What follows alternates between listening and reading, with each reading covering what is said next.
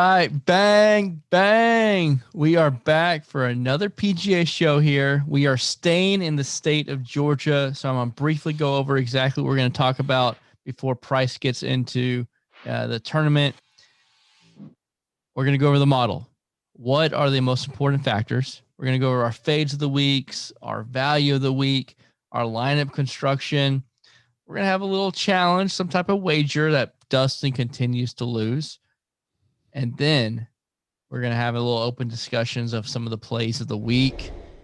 Price, break it down to start with. The Masters is over with. That was a hell of a week. And we are staying in the state of Georgia. We got two different courses here, so puts a little wrinkle in your normal lineup construction, I feel like. Yeah, it's going to make it a little interesting. The good news is that they've played this course for almost the last decade, or this tournament, so you got some data from both. They did redesign the Plantation course. Davis Love III did it, I think, a year ago, so it played a lot tougher than it used to. But you got the Seaside, which is where they'll play 3 of the rounds. It's a par 70, 7,000 yards. The Plantation is a par 72. That's 7,050 yards. So obviously the only difference is the Plantation has 2 extra par 5s. All going to be Bermuda. So it's going to be not as pure as the Bent from, Augusta last week, but they're going to be pretty fast. They run pretty fast. It's not, that difficult of a course. For the most part, it's a resort style, so guys can go low. You do want someone who's going to be good at approach. Proximity is always going to be handy as well. But the main thing is picking guys who fit all the criteria we're going to look for, which is why we all build our models. So, Dustin, let's go hop into you. Yeah, so for my key metric for this week is going to be the par 4s 400 to 450. That's where most of the par 4s fall into that category. And so, obviously when most holes are played from that distance, you want a guy that's going to be really solid at that. And so I made that one of my key metrics for the week, because if they're good at scoring on those, chances are, par 5s, actually there's some pretty tough par 5s here as far as scoring wise. So you really want guys that can attack those par 4s. And so that's why I made that one a high priority this week. And, the top golfer for the week, as far as pricing, Webb Simpson comes in at number 2. And so, that kind of gives you an idea of the kind of caliber and why he's priced that high. Don't know if I'll take him this week, but that's kind of a gimme there for a guy that falls in that range. Tommy Fleetwood, Harris English is up there. So, a lot of those top guys are good at this range, but once we get more into it and factor in all the other things, that's where the meat and potatoes come from. So that's what I like. What about you, Chris? Yeah, that's a great stat. So that's what I'm extremely looking at a lot this week. So for me, off the tee is big, and off the tee, some people might confuse that with driving distance. It's not about driving distance. Both these courses are very short, but off the tee is going to put you in a spot where these greens are also very large, and so there's not going to be a lot of chipping and putting. Like the chipping in around the green game to me this week is not important. But off the tee, you want to make sure you're in the fairway to position yourself to get some spin on the ball, because the greens are large. So you want to be able to get closer to the green so you have some birdie opportunities. So off the tee, to me, I'm weighing at 17%. Now, number 1 in the model is Corey Connors. So that's someone I have start off at 8,900. I'll just go over the top few. Keith Mitchell, number 2, Jason Day, Lucas Glover, and then Doc Redman, another player I really like. And then Sanjay M, hot off the press from his Masters showdown there. And then Luke List is right after there. There's a lot of really good players right below that as well that I'm going to be eyeing, that we'll get into later on the show. But off the tee, I'm weighing that in my model at 17%. And I think it's crucial because even though the rough isn't super penal, but it's harder to put the correct spin on the ball out of the rough, and you want to have some good birdie opportunities for DraftKings scoring. So that's where I'm going. And Corey Connors rates out number 1 for me in that model, but Doc Redman is the guy I'm really eyeing. He rates out as number 5 for off the tee. Bryce, what's your model? What's your key stat there? And who are the few players that you're looking at eyeing? My key metric is going to be strokes gained approach. So I'm a creature of habit.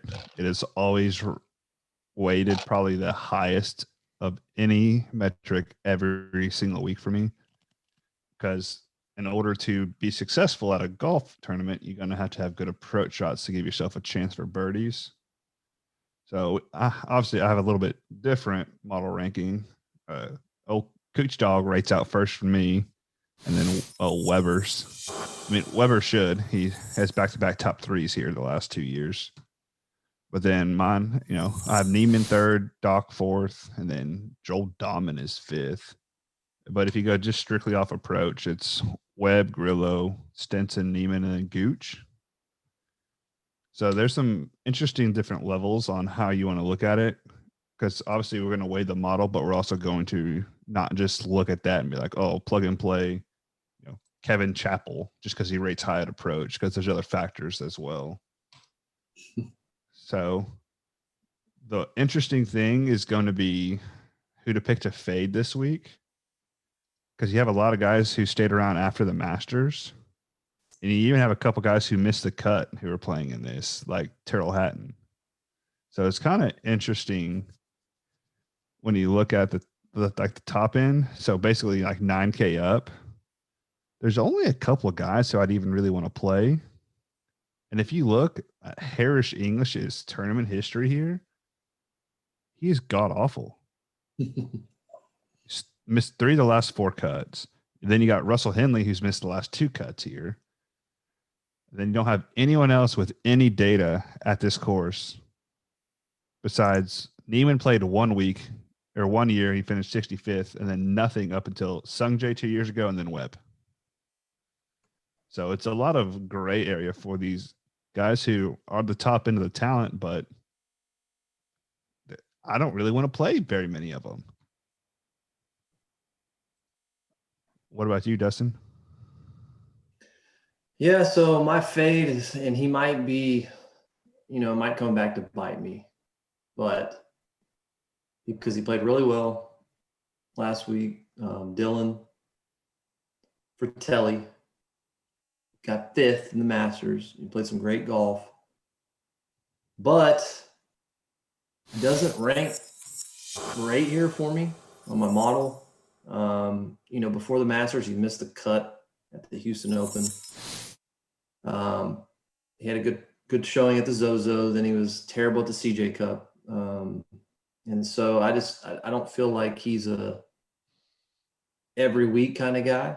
And just kind of the metrics I'm looking at based, and then that factored in with his up and down play for the whole year, to spend. Let me see what he costs here. How much is he? $8,800 to me is just a little worrisome for me. So I'm going to go out on a limb at one of the top 8,000 guys, and I'm going to fade Dylan.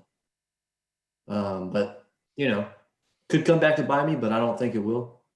So we'll maybe that'll be the wager later on. So speaking of, before we get to Chris's fade, I don't even know who won our bet, because he had Luio and I had Rose and you had Answer. Right? Price? So 2020 Masters leaderboard. And so I know Louis and Rose both finished in the same score. I don't know who had more DK points. We're just jumping ahead from the fades to the challenges area, huh? It just kind of factored in because I expected a little bit of rebuttal from y'all on this one. So we'll see what happens. But while Price looks that up, Chris, who's your fade? I mean, I think Hatton is the first one that stands out to me the most. 10-4, missed the cut. And then for my key stat, he's 87th on off the tee. Don't really like that. Proximity 125 to 150. It's gonna be a wedge. It's gonna be a wedge game, and he's 108th in my model. And also proximity, if you do 150 to 175, he's 98th. DraftKings points, he doesn't rate out well. There's literally no stat except for par four scoring that he's doing really well in for me. And at 10-4, I'm just gonna fade him. Tommy Fleetwood is another one that I don't really have a lot of interest in. So a lot of the top guys from Fleetwood to Hatton, I'm not a fan of. So those are my two big fades. You know, I don't want to go down there too far below because Price always gets at me for fading the guys that everybody's already fading. So those are my two up top that I'm looking to fade. So to settle last week, what do you want to be the deciding factors? DraftKings points or where they finished? Well, they finished tied. Well, Chrissy lost. Justin Rose beat Louis O by 2. Well, what about Andrew? He finished 5 points ahead of Rose. Nice. So Chris is the Who did? Who did? Answer. All right. Well, hold on. So wait. So why did you say what's the deciding factor? Because I want to see what you would say first. Then I was going to pin you in a corner and say either way you lost. So you're telling me Louis, who had that hot start, ended up finished losing with 73 DraftKings points. Rose had 75. Yeah. I don't buy it. Just the stats, homie. Recount. All right. All right. So what do I owe? Like was it a membership or? Yeah. In the entry, I think, or something. Entry. We'll have to go back and look. But put a comment in the comment section below and say, pay up, RC, pay up. All right. Before we go further, if you watch this far, I appreciate it. It means a lot. Smash that like button. Look, we're small. It really does mean a lot. We're not this big channel begging for likes and stuff, but like it. All right. I'm begging. We're small. We need it. Leave a comment section below. Hit us up with a bang bang and pay up RC. I will pay up. All right. So let's move on to the next section. What's the next section, Price? Where are we at? It would be our values of the week. Bang, bang. Which start us out. One, I'm going to, pull a pins here and go back to the last segment. I actually laid $100 bet on Hatton today. So I'm not going to use him in DFS more than likely, but I bet him at 18-1. Well, so, I just went over all these stats that he sucks at. Why are you liking Hatton? Because I'm a stubborn man, and I love Tyrrell Hatton. No, but what about his game do you actually like? He's been good outside the majors this year. He usually does well at easier courses, and this is going to be an easier course. So if you take out the three majors, he's done fantastic at every other tournament. And luckily this is, the RSM, not a major. So I'm going to bank on him to find his form and beat up on the weaker field. I mean, that's so true too. I mean, he's like first, third, fourth. I mean, the St. Jude was a tough one, right? WGC 69th, miscut of the PGA, then in 25th, 16th, 7th. And then a miscut at the U.S. Open, and then third, 28th, 7th, then miscut at the Masters when they have like 70-year-olds playing and amateurs. Like that's so crazy. That's nuts. So you might be onto something. But I have 3 value plays I love this week. Okay. One before we give ours, because you might steal ours. I'm gonna steal them. Wait, you can't give 3. One. I'm doing it. I'll do whatever I want right now. I beat both of y'all last week. Yeah. Grillo's 1. He ranks 6th in my model. He's a stud besides that putting. Which, with the large greens that you're hitting into, so there's not going to be a lot of around the green. It's going to be a lot of putting. Luckily, his proximity is fantastic. So all right, I'll give you that. Then I get a watch on Shot Tracker. Grillo, 8-foot birdie putt miss. And all right, I'll only do 2, and then I'm gonna go back to JT Poston at 7,300. He's a phenomenal putter. He had a rough first Masters. I'm gonna go back to the same reason why I liked him last week. I'm gonna use him again this week. I like it. All right, so I'm the middleman always. So I'm gonna go, and I agree with you. You said Ches Reavie, right? You like a lot. Who? Did you say you liked Ches earlier? No, Grillo. No. Grillo, yes. Grillo ranks 3rd in my model. He's a stud, 7,200. But right next to him at 7,400, Matt Kuchar. It's a short course. Short course and Kuchar go hand in hand. I like him. Proximity 150 to 175. First, par 4s, 4th. He really stands out in my model. He is number 2 right behind Webb Simpson, who Webb is not a value play, but Webb is going to demolish this course, I feel like. From approaching in around the green and putting is phenomenal. So The problem is he's not a winner. Yeah. No, he's not, but he gets walked down in the playoff by Tyler Duncan at this course. I mean, that happens, but Webb is a phenomenal play. But I don't know if I'm going to play. I'm probably not going to play him, but it's hard not to click that button to be honest. But the other value, I might take a little thunder from Dustin. So I'm going to play Cooch, and then my other value at 8K, number 7th in my model, Doc Redman. I'm going back to the Doc. Off the tee was my key stat. He is 5th. He's 7th in my model. Tee to green 8th. Prices approach 12th.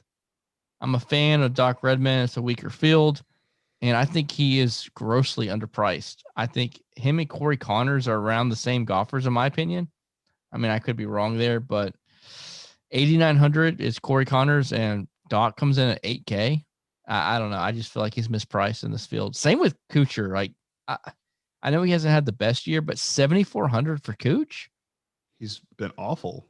I know. The same thing you laughed at Hatton for missing the cut in the majors. Kuchar's missed the cut in all 3 majors, and then hasn't finished better than 35th in any other tournament.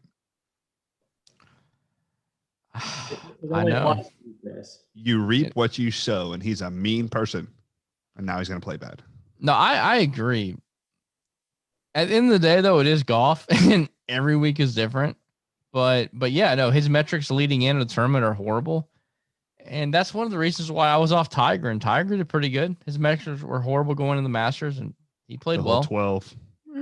Yeah, then he finished with 4 out of 5 birdies, getting ready for us to play him in March of next year.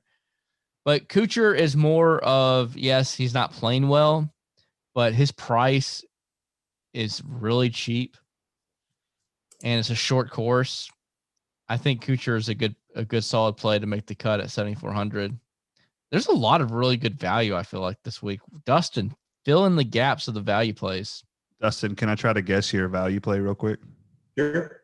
Justin Rose. 8,400. He's a little high. Because he's 8,400. He's 8,400. But I actually do like a Rose here this week.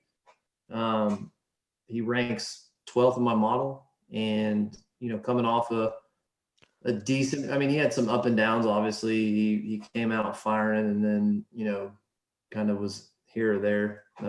But that's to be expected sometimes, especially when you get a guy in that range. But we touched on him earlier. I hated him earlier in the year, but he really is good at golf courses like this, and he ranks out really well in my metrics. Is Joel Dahman. Yeah, he shot, I forget what it was. When I took him 2 weeks in a row, and he did really well the one week and then just completely shit the bed. But 7,400, he's kind of on the Grillo path as far as the metrics. He's great at everything, but terrible at putting. So I think, it's one of those courses he can score at, and he will. And at 7,400, I just feel, and his coming into it, he's played pretty well the past couple tournaments. I really like Doc Redman, like Chris said. I'm going to piggyback on his value play. He's number 1 in my model, so of course I love him. He's 8,000, and I believe he is underpriced as well. Webb Simpson's 2 for what it's worth. Yes, he's, he's hard to take him because he's 11-2. Plus, we're talking value. And then my other value play that I like is, let me get to him. Where's he at? Charlie Hoffman, 7,200.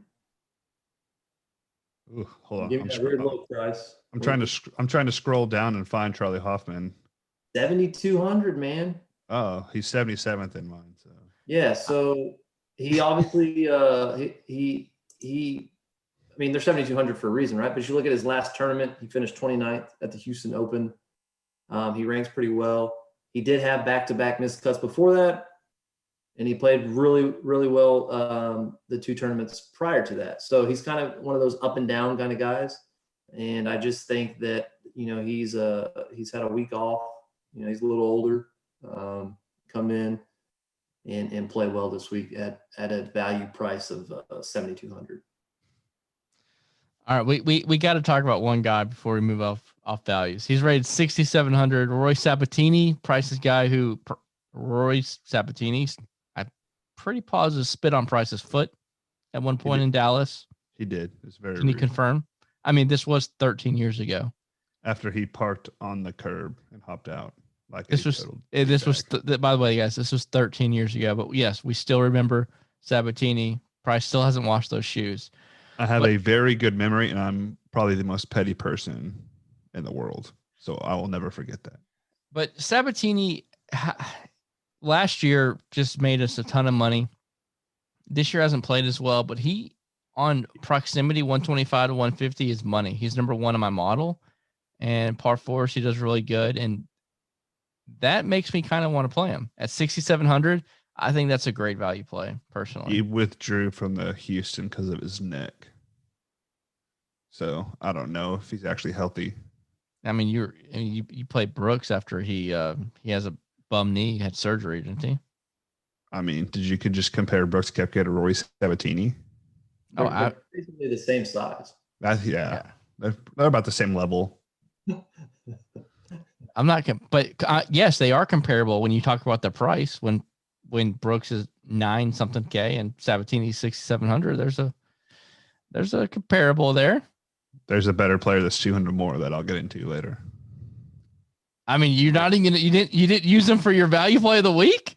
I don't know where you would use them then, but let's get to the lineup construction price. Let's break down. Let's get to this next segment here. So I'm going to go mostly balanced build this week just because I don't really like the top end guys, which leaves me open to not having to go below 7,000 if I don't want to. So I could go and fit 4 guys from the 8K or, 1 or 2 that like lower 9K and then not really go too cheap anywhere else and still have a nice balanced lineup that I really like. Just because I don't even want to play Webb.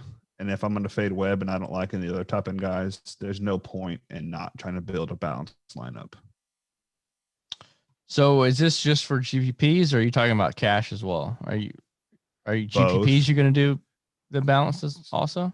Yeah, I'm going to stick to a balanced build this week, even in GPPs. I might I'll do 20 lines. I might do 1 of Webb just in case he does actually go off. But I don't like having to use him and then go down to a bunch of these other guys who I don't really feel comfortable cramming in a bunch of lower 7 and 6K guys if I don't have to. Well, I personally think the lineup construction this week for me on GPPs is going to be 1 star and then balanced with 1 low end guy like a Sabatini, or there's some different. JT Poston 7,300, Dahmen 7,400. If you play 2 of those guys, Grillo you talked about 7,200. If you play 2 of those guys, it's very easy to fit in Webb Simpson up there, up the top. So I'm gonna go 1 star and a couple low 7K guys, and then balance the rest of the ways is probably the way I'm gonna go for. And really, when I think about it, for both cash and GPP, I think Webb is a no-brainer at this course. His weakness is long courses. He doesn't hit the ball a mile. And this is short course. He's finished third here in 2019, 2020 earlier. He's finished second. His course history is phenomenal. So, yes, he's 11-2, but I do think there's some value plays at that lower 7K range to make me lean towards that type of build. But this is where Dustin comes in because he is our cash core machine. What do you think for cash, Dustin? Where are you at on your lineup construction? So I'm still salty about my Masters cash core. We got 6 to 6 through and didn't cash, which is kind of crazy. Whenever you get into a tournament like that and you get 6 to 6 through, the problem that we had as far as cashing was we didn't have any of the top end guys. We went very balanced build. They all made the cut, just none of them really excelled. When you had, DJ, JT, Rory up at the top, kind of hurt. So this week, I'm not 100% sure yet. If I do go anybody at the top, it's going to be Webb. I think that's a no-brainer. It's kind of like the tournament. I forget which one it is early in the year. Same type of course history. He's gotten first, second, pretty much every year. And we took him there, and he did the same thing. I think he was top 5 for sure. So, you have him who's very solid. You know what you're going to get. And then I just don't see a lot of viability there at the top to take any of those other guys. So it's either going to be Webb, balance build in between, and then, one of those low-end guy value plays we talked about, or I'll do, kind of what Price was talking about with the all balanced build. So for me, it's if I'm going to take Webb Simpson or not will determine the type of build that I have for this week. And I just haven't quite got there. Got to, dive a little more into the middle tier guys and kind of see what I really like versus what I don't like. If that makes sense. All right. Here is the wager challenge competition. All right. What's the wager going to be this week? Or what's the competition? Like, what do we want to do? I mean, I kind of like the pick a golfer that, in the same type of range, and maybe we make it fun. Maybe we have to pick a 7,000 to a 7,500 guy or something crazy like that. How about a under 7,000 guy? Well, that's because you got somebody spotted out right now.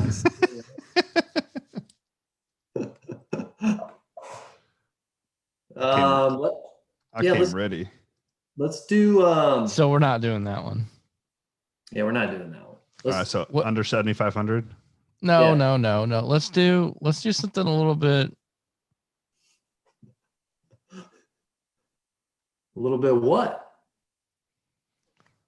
I mean, how about we do 79 to 7,500. We didn't really talk about anybody in that range. So let's do that range. Okay. I'll take Gooch. I know who Price wants to take. Denny McCarthy.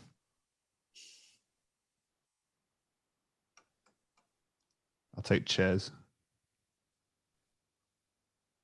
We got Ches and Gooch. Who you taking, Chris? God, you took Ches. I was hoping you were going to actually take Denny. I don't know what you're mad about. Gooch is the play.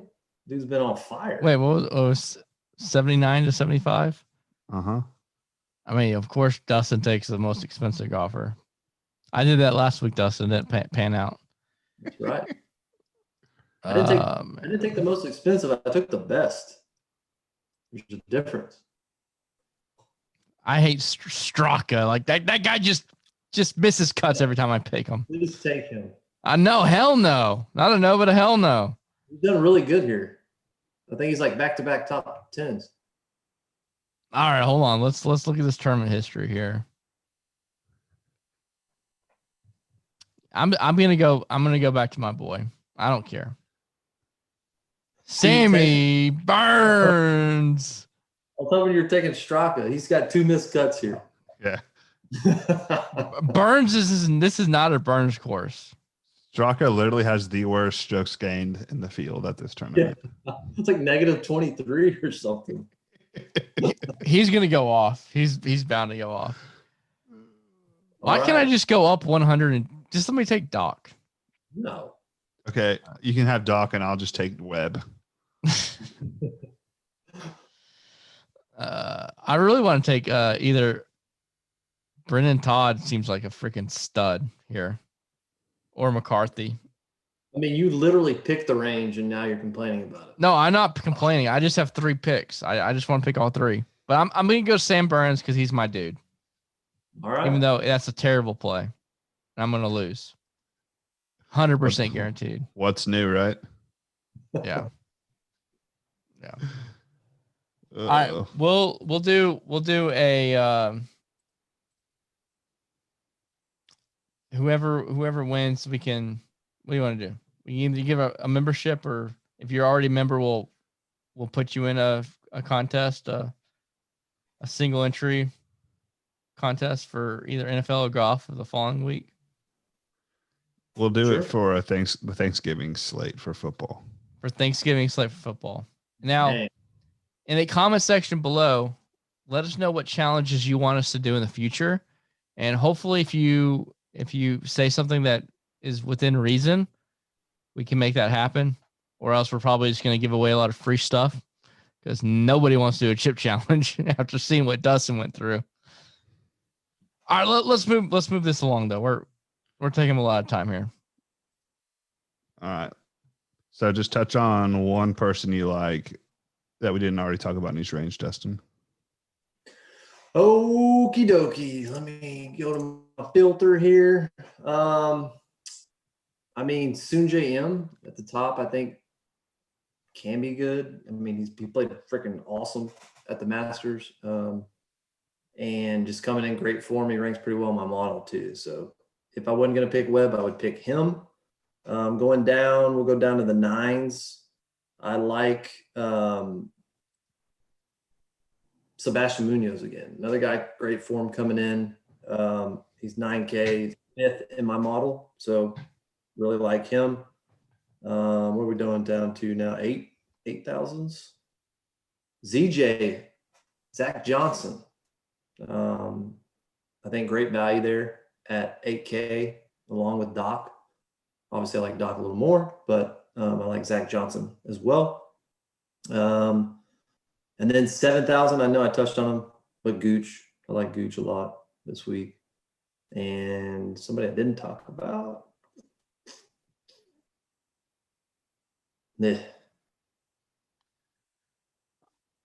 All right. I got nothing in the 7,000 range besides the guys I already talked about. All right, my turn. Webb Simpson. I don't care. We've already talked about him. He's number 1 in my model, and he's who I'm going to play up top. I'm not playing any of these other bums, so I'm going to take a hard stance on Webb. Going down, what about Neiman? Price's boy Neiman. Hell of a stroke. He's rated 8th in my model, and off the tee, which I'm all over this week. He's 8th once again. 9,100 for Neiman. I do like Dustin's call with Munoz. We'll see. He just came off a great week, so we'll see how he does coming off some success there. But that is a very good play. Doc Redman at 8K is the play of the tournament. 8K Doc Redman, like easy money. And then JT Poston, I've already talked about him. Dang, I've already talked about these guys I like a lot. Did very well on the touch on one person from each seller that we haven't talked about. You're banging this one out of the park. No, I mean, I just like who I like. Like what? I don't want to touch on other guys. Like why do you want to touch on somebody else that you don't like? Hendrik Stenson is interesting at 7,100. Yeah, he rates out fairly well. He rates out fairly well. He rates 12 in my model at 7,100. He's a well-known golfer, a good golfer, good ball striker. So Terrible putter. yeah, he is. His proximity 125 150 is great. Same thing with 150 to 175. He's ninth there for me. Tee to green is way up there. So I would say in the very low 7Ks. I'm telling you, man, this low 7K range is actually pretty loaded if you think about it, from Grillo to Stinson, Luke List as well. I mean, he's a damn good ball striker. All So right. that's kind of where I'm at. Mr. 6K and under guy. You better have a lot for us down I don't have any. there. No, but I mean, just great on the metrics. Webb would be the top play up top. You said we're not going to talk about him, right? And then you stole my 9K is Neiman. Neiman and Munoz are the only two guys above 9K I'll look at playing, and maybe Webb. Other than that, I'm not going to touch anybody else. Unlike Dustin, I actually like Fratelli this week. I think he's going to be good. Kiz is, I think, my lock and load of the 8K range. He rates out well, has done well here. He's from Georgia. I just have a feeling it's going to be a Kiz week. Short course works out really well for him too. Yep. He's one of those doesn't do well at the majors and does well at these type of tournaments. Well, and he's on record saying he's never going to contend at Augusta because he's not a long hitter. Well, he missed the cut. He's right there. He sticks to it. I like Neesmith at 7K. I think he's a good little play there. James Hahn at 6,900 is probably my favorite play in the 6K range. He had like 4 straight top 10s and then a 50th at the Houston. I think he had one bad round there, but he rates top 25 for me this week. And then Chesson Hadley ranks 20th. I think both of those are really good plays. And then Zhang comes in at 39th in my model. He's only 6,400. Back. I'm Zhang just back. saying he's all around. And then the defending champ is 7,000 if you want to use Tyler Duncan. Ain't nobody want to use Tyler Duncan. Bro, go back to Kisner. 2016, first. Then he missed the cut. Then he got 4th, 7th, and then missed the cut last year. He doesn't miss the cut back-to-back years here. Isn't that nuts? Like, that's so crazy. Charles Howell, 2019, first. Next year, missed the cut. It's McKenzie, great. 2017, first. Misses the cut the next 2 years. Price kind of convinced me on Kisner. I think Kisner's a better play than Fratelli, personally. Fratelli hits the ball a mile. Like, I don't know. I feel like Kisner, this sets up for Kisner. We'll see. All right. Just because it's a less than driver doesn't mean. I mean, he can still hit a 3-wood and then have a gap wedge in. That's true. All right, we're gonna sign off here. If you're watched this long, man, shout out to you. You are the true MVP. You're the real MVP.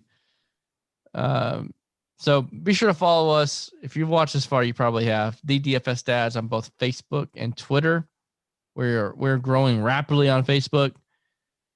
We give out free picks, showdown picks for both football and PGA. That's about it. Let's go make some money this week. Let's take some money off your bookies.